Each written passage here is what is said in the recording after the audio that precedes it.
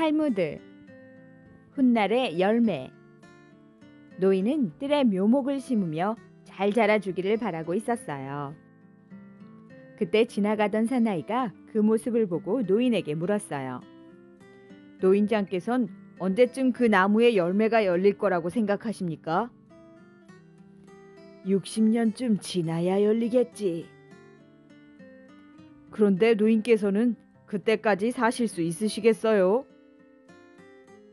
사나이의 질문이 무엇을 뜻하는지 꿰뚫어 볼 수 있었던 노인이 대답했어요. 물론 그때까지 난 살 수 없겠지. 하지만 내가 태어났을 때 우리 집 가수원에는 과일이 주렁주렁 열렸었다네. 그건 내가 태어나기 훨씬 이전에 나의 할아버지께서 우리를 위해 나무를 심어주셨기 때문일세. 나도 내 할아버지처럼 똑같은 일을 하고 있을 뿐이라네. 미래에 대한 무지는 신이 정한 영역을 메우기 위한 고마운 선물인 것이다. 포프. 불청객. 한밤중에 어떤 단체에 예기치 않은 문제가 발생했어요. 회원들은 내일 아침 6시에 긴급회의를 소집하여 문제를 해결하기로 했어요. 다음 날 아침 회의실에 모였을 때 회원은 모두 7사람이었어요. 6사람이 회동이었는데 누군가 부르지 않은 한 사람이 온 것이에요. 회장은 7명 가운데 누가 불청객인지 알 수가 없었어요. 회장이 말했어요. 여기에 나오지 말아야 할 사람은 당장 돌아가시오. 그러자 그들 중에서 가장 유능하고 가장 필요한 사람이 나가버렸어요. 그는 부름을 받지 않은 채 잘못 알고 나온 7번째 사나이에게 굴욕감을 주지 않기 위해서 자신이 나가버린 것이에요. 밀알 하나가 땅에 떨어져 죽지 않으면 하나에 그대로 남아있고 죽으면 많은 열매를 맺는다. 구약 성서. 소경의 등. 한 남자가 깜깜한 밤길을 걸어가고 있었어요. 그런데 맞은편에서 소경이 등불을 들고 걸어왔어요. 남자는 소경에게 물었어요. 당신은 앞을 보지 못하는데 왜 등불을 들고 가십니까? 소경이 대답했어요.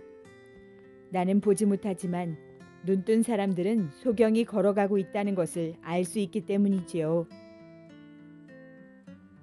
삶의 기쁨은 크지만 자각 있는 삶의 기쁨은 더욱 크다. 괴테. 가정의 평화를 위해서.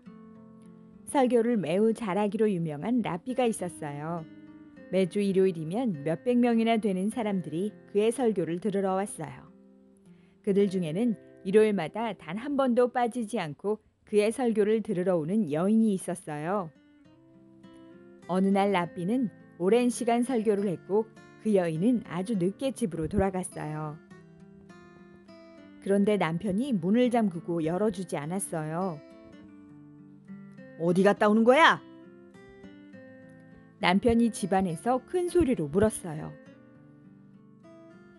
랍비님의 설교를 듣고 왔어요.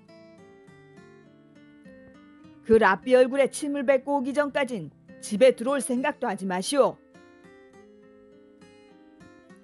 남편에게 쫓겨난 여인은 하는 수 없이 친구 집에 머물렀어요. 그 소문을 들은 랍비는 자기의 설교가 너무 길어 한 가정의 평화를 파괴했다고 여겨 마음속 깊이 자책하게 되었어요. 어느 날 랍비는 그 여인을 불러 자신의 눈이 몹시 아프다고 말했어요. 랍비가 말했어요. 침을 바르면 약이 된다는데 당신이 침을 좀 발라주시오. 여인은 할 수 없이 랍비의 눈에 침을 뱉었어요. 여인이 돌아가자 랍비의 친구가 물었어요. 무슨 연유로 그 여인에게 침을 뱉게 한 건가? 그러자 랍비가 대답했어요. 가정의 평화를 유지하기 위해서는 그보다 더한 일이라도 해야 하는 걸세. 가정을 잘 경영해내지 못하는 여자는 집에 있어서 행복하지 않다. 그리고 집에 있어서 행복하지 못한 여자는 어디로 가든지 행복할 수 없다. 톨스토이. 세 가지 현명한 행위. 평소 자식에게 세 가지 현명한 행위를 해야만 유산을 물려주겠다고 말해오던 어떤 학자가 있었어요. 그런데 그만 여행하는 도중에 병이 들어 여관의 침대에 눕게 되었어요. 그는 자신이 살아날 가망이 없음을 알고 여관 주인에게 유언했어요. 이제 난 곧 죽을 거요. 내 사망 소식을 듣고 자식이 찾아오거든 내 소지품을 전해주시오. 하지만 세 가지 현명한 행위를 하지 않거든 절대 내 소지품을 주어선 안 됩니다. 난 늘 내 자식에게 그렇게 말해왔었으니까요. 학자가 죽자 여관 주인은 학자의 아들에게 소식을 전했어요. 그러나 학자의 유언대로 여관 위치는 알려주지 않았어요. 아들은 아버지가 사망한 마을로 찾아갔어요. 아들은 자신의 지혜로 여관을 찾아내야만 했어요. 마침 나무꾼이 뗄나무를 지고 지나가고 있었어요. 아들은 나무꾼을 불러 뗄나무를 산 뒤 말했어요. 이 나무를 여행 중이던 학자가 죽은 여관으로 배달해 주시오. 그리고 나무꾼의 뒤를 따라갔어요. 여관 주인은 나무를 주문한 적이 없다고 말했어요. 그러자 나무꾼은 뒤에 있는 아들을 가리키며 말했어요. 아닙니다. 저 젊은이가 이 나무를 사서 전해주라고 했습니다. 이것이 그의 첫 번째 현명한 행위였어요. 여관 주인은 죽은 학자의 아들을 저녁 식사에 초대했어요. 식탁에는 주인 부부와 각각 2명의 아들과 딸, 모두 7사람이 앉았어요. 음식은 5마리의 비둘기 요리와 1마리의 닭 요리가 나왔어요. 주인이 말했어요.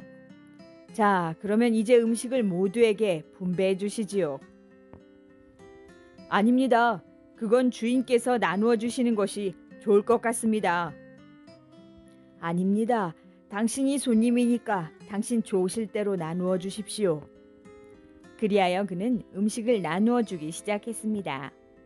우선 비둘기 1마리를 2 아들에게 주고 또 1마리는 2 딸, 그리고 또 1마리는 주인 부부에게, 나머지 2마리는 자기 몫으로 놓았어요. 이것은 2번째 현명한 행위였어요.